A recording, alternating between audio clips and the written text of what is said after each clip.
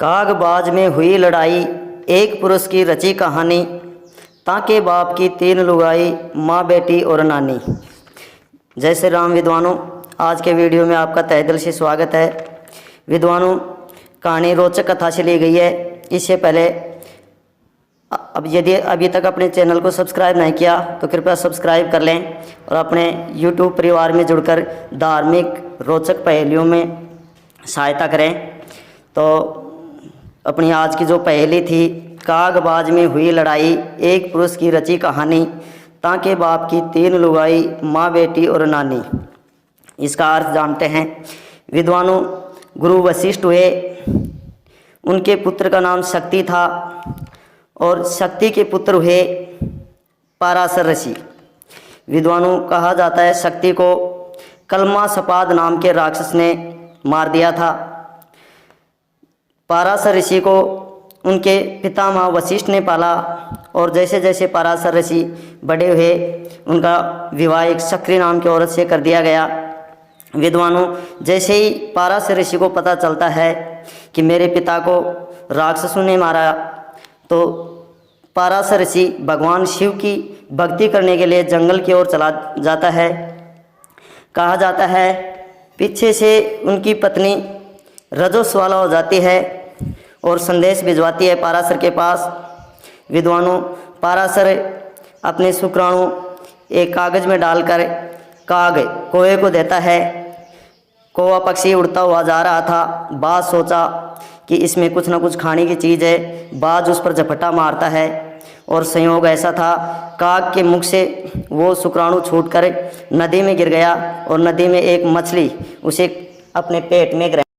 विधि का विधान था विद्वानों, मछली को गर्भ ठहर जाता है और उस मछली को एक पुत्री का जन्म होता है जिसका नाम मछोदरी रख दिया जाता है।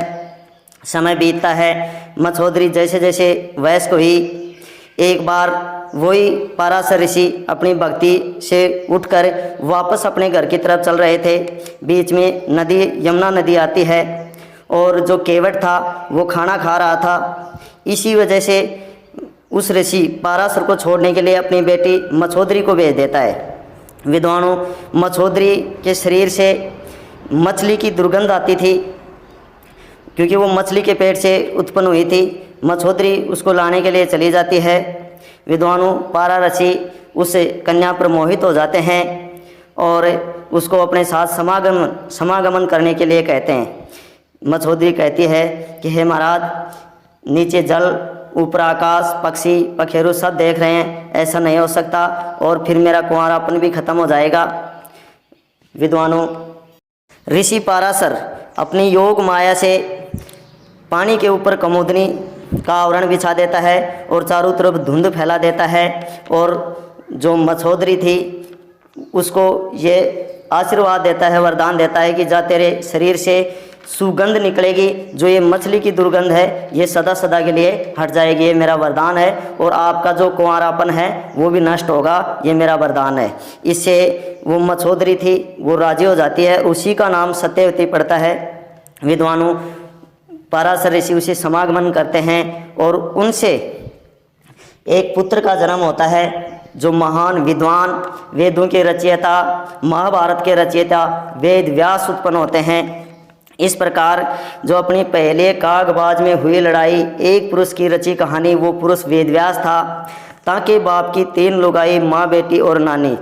एक तो पराशर ऋषि की खुद की पत्नी थी, दूसरी जो मछली के गर्भ से हुई वो भी पराशर ऋषि के शुक्राणु से हुई, मछोदरी। और इस प्रकार जो सत्यवती और मछली उसकी सत्यवती की माँ थी और जो पराशर ऋषि की पत्नी थी वो उसकी नानी हुई। तो इस प्रकार हमारी पहेली का जवाब, तो आशा करते हैं आपको इसका जवाब अच्छा लगा होगा। आशा करते हैं आज की पहेली का जवाब अच्छा लगा होगा। विद्वानों, इस कथा को आगे और बढ़ाएंगे एक नई रोचक पहेली के साथ। तब तक जुड़े रहे अपने चैनल के साथ। जय हिंद, जय भारत भारत।